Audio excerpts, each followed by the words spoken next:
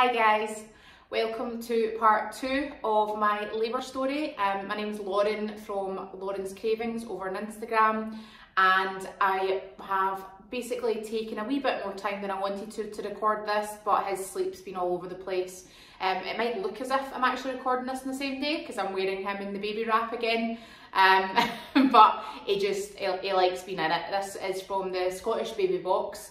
If you are from Scotland, I also have a YouTube video up on what is in the Scottish baby box. I'd recommend you watch it if you don't know what's in it already. Really handy, helpful things, this being one of my top items within it. So just gets him totally settled because he's close to the heartbeat, nice and warm, etc. Anyway, getting on to part 2 of the labour story. So if you watched part 1, I left it as we were about to leave the house. So during this, I'll be talking about the experience and how that actually compared to what I had in my birth plan or birth preferences. I prefer to call them preferences because it doesn't always go to plan, as you will find out. And kind of just what the different things that happened kind of as I wasn't in there for that long, so I'm going to say as it progressed, but so you'll see what I mean as we kind of go on, right? So left the house. I think we left the house. I wasn't really aware of time at this point. This would have been maybe about 5:30 because I think we get into the hospital for 6 AM. Now, if you follow me on Instagram, you know that I switched to Paisley, Royal Alexandra Hospital. Reason being, I really wanted a birthing pool. So I am a water baby at heart. I used to swim competitively when I was younger. Being in a bath for over an hour is how I like to relax. I would happily just luxuriate in water for as long as you left me, as long as I could just turn the hot tap on to kind of top me up. So knew that being in a birthing pool was definitely something that I wanted to kind of do, ideally. And I've been hearing conflicting stories from the Royal whether birthing pools were available. And basically got it confirmed. A follower messaged her aunt, who I think is a labour ward midwife at the Royal, and she confirmed that one is available and the other one was being kept for COVID positive patients in the isolation suite. So, but even with one being available, I'd been hearing so many conflicting stories about whether that one was even available for use. And when I had been talking to other people about it, the amount of recommendations that came through for Paisley Midwife Led Unit and the birthing pool in there was astronomical. Now, I don't use that word lightly. Like, every single person that spoke to me about Paisley had a good story. There was not any negative stories at all. Like, not one, right? So decided, I think that was week 36, I decided that I was going to switch to the Royal Alexandra for the birthing pool. Now, keep this in mind as we progress, right? So when I phoned my assessment, I obviously said that I was wanting to use the Midwife Led Unit. That's where my plan was, right? And I'd been told earlier on when I phoned in the morning that the midwives for the maternity unit were actually down helping the labour ward because it was so busy, right? But they did say that if things, lessened up or at the shift change, there would be people upstairs again, right? So instantly I'm like, oh, wonderful, great. So I'd went there and actually they'd shut the midwife led unit, shut it, right? So when I phoned the second time, they told me to come into triage. Now, maternity triage is, you would go to this in most hospitals, I think. It's basically where they assess how far along you are to see if they're going to check you into the labour ward, or in my case, I should have been going straight up to the midwife led unit, but that wasn't open, so didn't have that option. So got told to go into triage, which is on the first floor of Paisley, when I got there. I don't remember much of the car journey. Me and Jonathan had the plan that I was going to maybe have my eye mask on so that I was totally zoned out.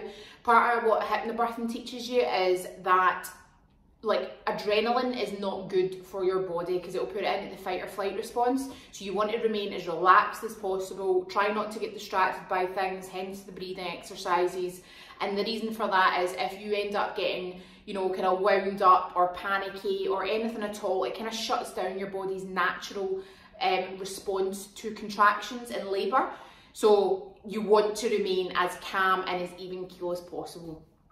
I don't remember anything about that drive really. I just remember getting through the contractions, breathing through the contractions, which will become obvious why I was at that point when we get into the hospital. So Jonathan said, I think he was speeding, not that I condone that, but he was speeding because by that point he had realised that, you know, Lauren's pain threshold's pretty high and I can hardly speak to her, like she's not responding because I was just kind of breathing through the contractions, right? And they were coming close enough together that I wasn't really responding much even in between them, right? And when I say that, it's like you almost rest, it does totally go away. And I'll say my contractions over the whole labour didn't probably come closer than I would say 3-4 minutes apart.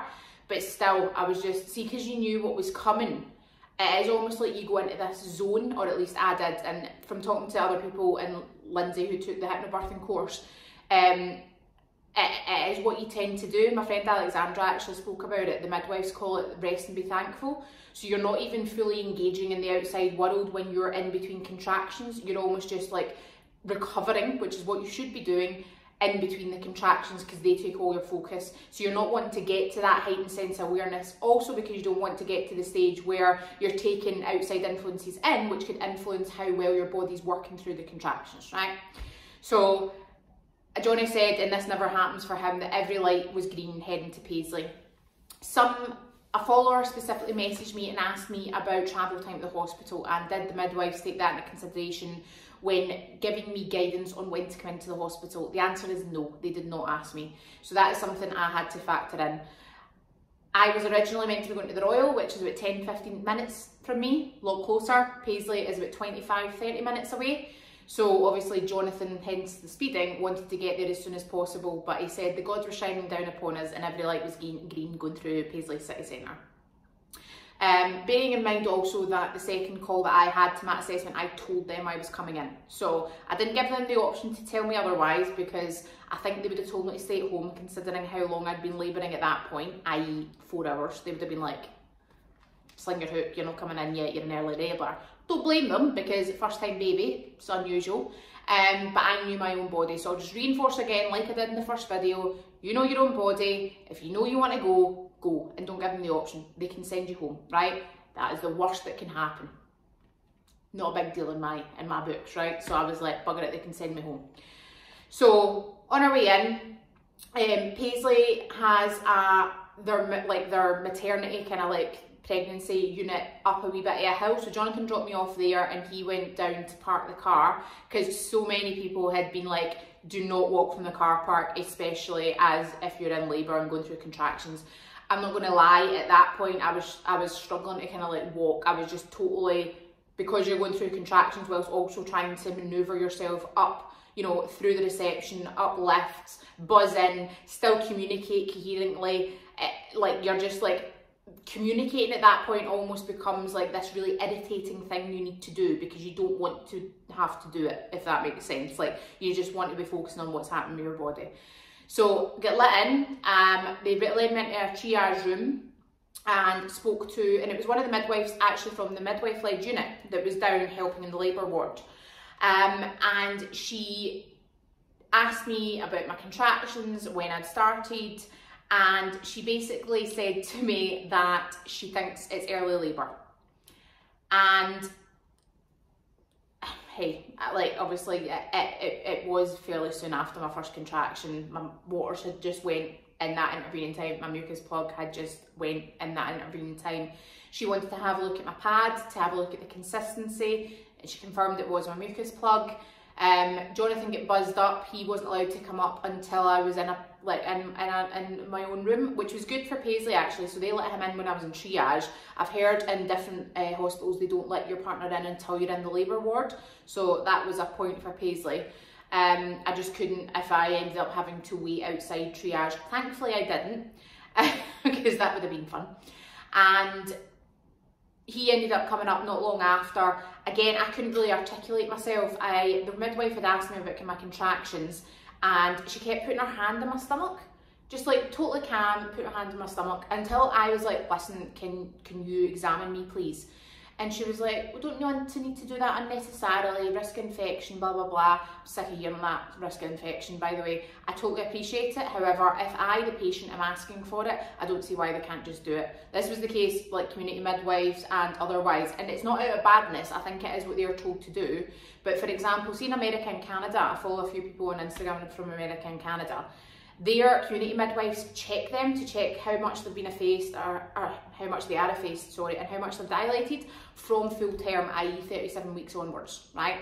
Now, I asked the community midwife, would you guys be doing that? Not wanting a membrane sweep, because that is a lot more invasive and carries the risk of your waters breaking, thus they would need to take you in. I was like, all I would really want is you to check how much I'm effaced and how much I'm dilated, if anything at all. No, we wouldn't do that unless we were doing a membrane sweep. And I'm like, makes no sense to me. Anyway, so same kind of message I was getting in the hospital, both when I got taken through the labour ward and when I was in triage. She was like, don't want to do it unnecessarily. She kept just putting her hand on my stomach, feeling my contractions, which is all fine and dandy until she says, think you're in early labour. Now, I'm not saying it's not intense, okay, because I'm thinking, but I can't articulate myself because I'm going through pretty strong contractions at this point, right? She's like, some women find this the most difficult part. You'll be effacing right now, and that's just before the dilation. And I turned around to Johnny and I just looked at him with like fear in my eyes, because I was like, if this is early labour, quite frankly, fuck my birth plan, right? I am getting an epidural. That, like, there is no, and she left the room, and I said that. Now, she left the room because, so earlier on, as I said in my first video, I thought my waters had broken. Now, that hadn't been confirmed because there wasn't a huge gush of liquid. Contrary to what the movies tell you, the big huge gush of liquid only happens to a certain % of people. You can have a trickle because the baby's head acts like a plug sometimes. You've got two bags, one at the top and one at the bottom. So if the top bag bursts, it can just be a trickle, and then the baby's head plugs it, right? There is all these different ways of what your water bursting can look like. So she said, what I really want to confirm is if your waters are broken. Because if your waters are broken, she was like, that will mean we'll need to make a plan, because within the time of your waters breaking and when they want to give birth, that is a barrier gone, right? So that is a risk of infection, because basically the protective barrier that is around the baby has burst. So there is more risk of things happening if your waters burst and you don't birth the baby within a certain time scale. I think it maybe 24 hours. It might even be less than that, it might be like 18 hours, right? But so they want to make a plan if my waters are broken. So she was like, basically a tactic they use, she was like, I will examine you, but we want to check if your waters have broken first. So they wanted me to lie on my left side, and that's basically encourage any water, any residual water or anything to basically free flow out of me. And then she would insert a speculum to examine me, check if my waters are broken and check how much I'm dilated. So I was like, right, fine. She was like, so I'll leave you for 20 minutes. And I was like, right, okay. Because at this point, even though I know my body, right, and this is where why I stressed so much in the first video, and even now, I was getting to the pinnacle of like bearable, right? And that's and it's because I was thinking of it relative to where it had to go. Now, I could have dealt with it, but in my head, or she'd started putting in my head that this was just the beginning, right? And I was just like, I can't deal with this if this is the beginning. If this is the beginning, quite frankly, fuck this for a game of soldiers. Like, and even more so why I had to go in, because I was like, I'm not going to be able to cope with this. I'm not going to be able to cope. Right? I've decided I'm up. Nope. So when she left the room with me on my left side, I turned around and said that to Jonathan. He's like, yeah, I agree with you. He was like, he even said when I was leaving the house, see, when I was like vomiting and couldn't speak to him, he knew that I was obviously dealing with, you know, what I could deal with at that point. So about halfway through that 20 minutes, so I think this was about 10 to 7 at this point, I had the overwhelming urge, and this is what it felt like, and forgive me for the detail, right, because she's telling me I'm early labour, overwhelming urge to projectile shit across the room. That's what it felt like. That is exactly what it felt like. I felt like I was just going to projectile shit across the room. So I'd been quite silent up to that point through the contractions. During that one, I was like, right? Because I also started clenching my butt cheeks, because I'm like, Jonathan's there. I can't have him, right? And I didn't want to embarrass myself in front of him with a shower of shit when she's out the room. So I was like clenching my butt, and I'm like, oh, and that's when I started making a noise like that. Struggled through though, didn't I? Because she's telling me that I'm in early labour and it's going to hurt, it's going to be intense. Not saying it's not intense, but some people think that. So I had another contraction. She comes back in after the 20 minutes. Go me, by the way. Also just with a freaking TENS machine. Still wasn't turning it all the way up because she's like, you've still got a ways to go. So I'm like, I need to keep this juice, baby. I need to keep this because I'm going to need to ramp it right up. And she went to insert the speculum and I had another contraction. So I'm like, she was like, well, just waiting this one to pass. Waiting on it passing. Eventually she inserted the speculum, checked me. And she turned around to Jonathan, she was like, are you ready to meet your baby? And he was like, what do you mean, because we're in the hospital? And she's like, no, she's fully dilated. And I was like, what? And she was like, you're fully dilated, you're 10 centimetres. And I was like, oh, thank Christ. Right, also thank Christ, not only because I was like, right, okay, that's fine, so I can deal with this and we're nearly there. But also, right? She was surprised, you could see it in her face. So I think also because I was just dealing with it quite silently up to that point. Yay for hypnobirthing. And yay for a high pain threshold. I'm not going to lie to you, I do have generally quite a high pain threshold. Always starting on himself here. So it all got very quick and panicky thereafter because she understood that I was at the pushing phase, hence the right? So she actually said to me, she was like, I know it's like a, what was it? I know you've got the extreme urge to push, it's instinctual, but try not to. And I was just like, all right, wonderful, I've got this overwhelming urge and I've just to try not to, hence the clenching of the butt cheeks. Hey. And got another midwife in. I'd obviously said at this point I wanted the birthing pool. I had the birth plan, I'd taken in my birth plan, 1 page. I think me and Jonathan brought it up maybe about 3 times through the course of my labour and later in the labour ward. They didn't look at it once, I'm not going to lie, right? I'd been told this. I think it's because things were moving so quickly though. So I think if you went in maybe about 4 centimetres and you had a bit of time to get up there, then they'd probably look at it because they would be a little bit more chilled. This was not chilled from here on out because I was 10 centimetres, fully dilated, ready to go. Birthing pool apparently takes 20 minutes to fill up. She also said that she was panicking that I would not make it up there and that I would give birth in the lift. So as soon as I was told that it was 10 centimetres, going from lying on my side, which was ridiculously uncomfortable, I basically like spider monkeyed right like on all fours to stand on all fours so that I was at least a little bit comfortable, because lying down like or on my back or whatever was not comfortable. Being on all fours just felt a lot more natural to me. And she said that they didn't have time, hence the whole giving birth in the lift was a risk. I'm going to just need to go through a labour ward. So, you know, as much as I had a really good birth, I still didn't get, you know, my ideal birth scenario. I didn't get my birthing pool, which was the whole reason I went to Paisley, because things had went that quickly, but there are worse things to happen. So I ended up getting wheeled through on a triage bed. So basically I was on that triage bed on all fours. She got this like bit of like material and like draped it over my bum to save my dignity. She did say that and I was like, fuck dignity at this point, I really don't care because I'm ready to push this baby out of me. And they put the metal sides of the bed up and wheeled me in the corridor basically into the first labour ward suite. And I just kind of like manoeuvred on all fours into the labour ward bed where they put obviously all the bed sheets and all that, because she was like, you can't give birth in here. In the triage room, she was like, it's not safe because obviously it isn't sterilised like a labour ward or anything else, right? Well, it will be sterilised, but it's just not got the setup of everything. It's not got the monitors. It's not, if anything happens, it's not equipped to deal with what they need to, right? Hence into the right next room, and they weren't risking me taking upstairs because the Midwife Led Unit at Paisley is like 2 floors up. And as I said, the birthing pool takes 20 minutes.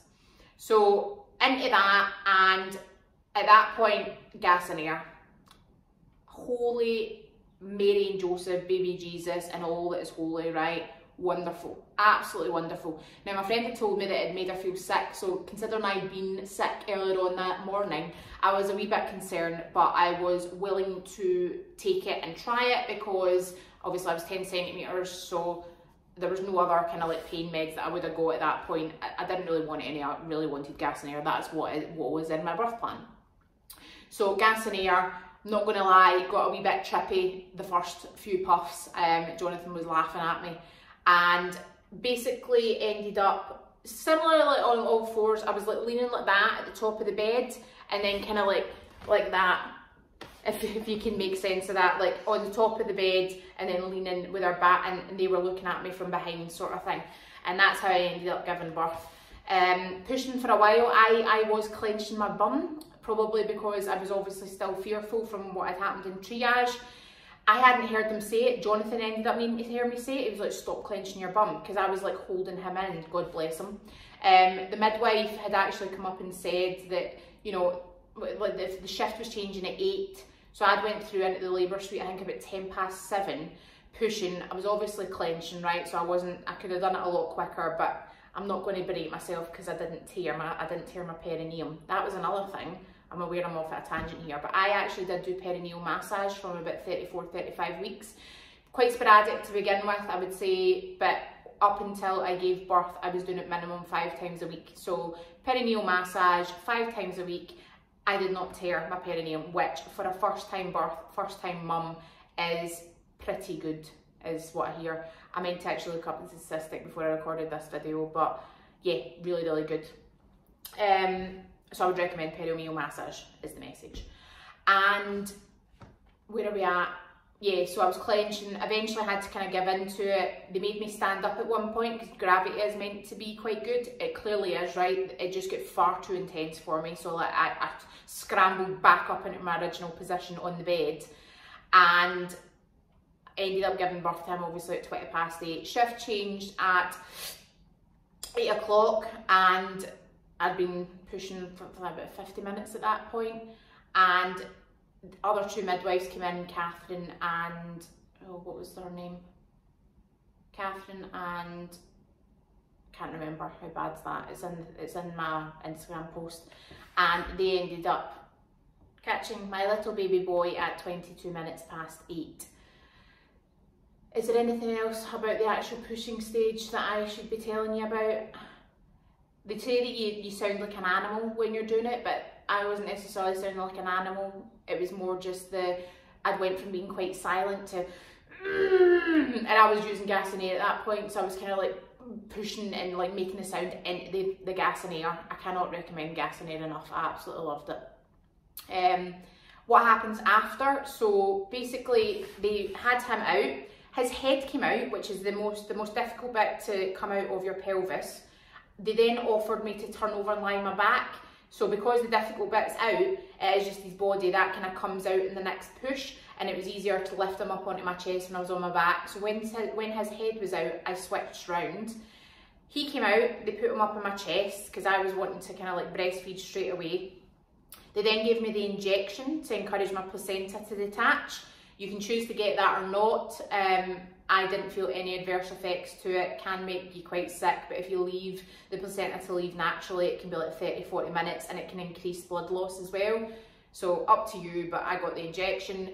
Placenta was out fairly quickly. The midwife just kind of leads it out by the cord. Jonathan cut the cord. They leave that a couple of minutes. It's when the placenta was first in. I jumped ahead a wee bit there, but they leave it a couple of minutes to stop it totally pulsating. They don't cut it straight away. Then what are they doing? That's out. Then they give me a wee clean down there. So they give you a kind of like wash down with water and everything, and that's to check if you've torn and what they need to do. So I had torn elsewhere that I didn't know you could tear, right? But I'm not going to go into too much detail on this. If only to say that if you have any questions or queries around about whether a consultant should do stitching, even if it's cosmetic or otherwise, go with a consultant, because I had a midwife basically say that she hadn't stitched there before. Not her fault, she admitted to it. She said she wanted the consultant in, and the consultant came in and went, yeah, it's fine, you do it. And I've actually had complications since then. Now, complications being that it wasn't really stitched in the right place, and now it was hurting me. I ended up on antibiotics and I had to get a stitch removed. That's why I was back in Paisley for like 2 or 3 times following the birth of Bryce. Perineum wasn't ripped though, so the perineal massage helped. So do that. And then it was just kind of like chill time. So ordinarily, obviously, they would take you up to recovery. I went up to recovery, but I done the 6-hour discharge. So there is a 6-hour discharge. You can discharge yourself early, but that's under duress. Under duress, it sounds serious, but you know what I mean. And he get his postnatal checks in that time. He get his vitamin K jab, and they weighed him. But they give you just a lot of time to chill. It's quite nice, and tea and toast. Can't beat the post-labour tea and toast. So yeah, key message of everything: you know your body. Don't let them fob you off. Don't believe. I'm not saying don't believe, right? There was a few girls messaged me that said they had a similar scenario and they let the people convince them to stay at home. They gave birth at home, or they gave birth like on the way in, or in the car park, or something ridiculous. Or in the triage room. One girl did actually end up giving birth in the triage room because they just thought they were early stages because it was their first time and they hadn't been labouring long. And also, if you want examined, push to get that done. I know there's a lot of chat right now about they don't need to examine you to check where you're at, but equally, if you can refuse an examination, surely you can ask for one, and that's what I would make sure to do. I've been told that my next labour and next baby might come even quicker.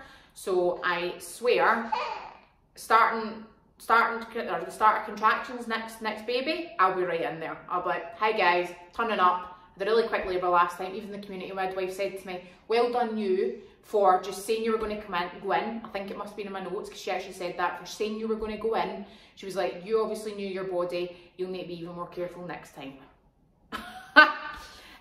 Let me know if there's any other questions you have, and I will do an extra video on additional questions or otherwise. I'll apologise again for the kind of formatting or lack thereof with this video. I am struggling right now.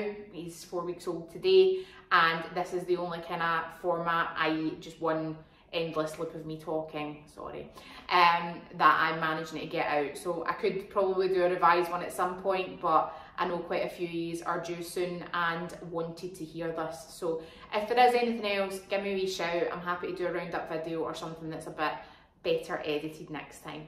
Thanks guys, bye.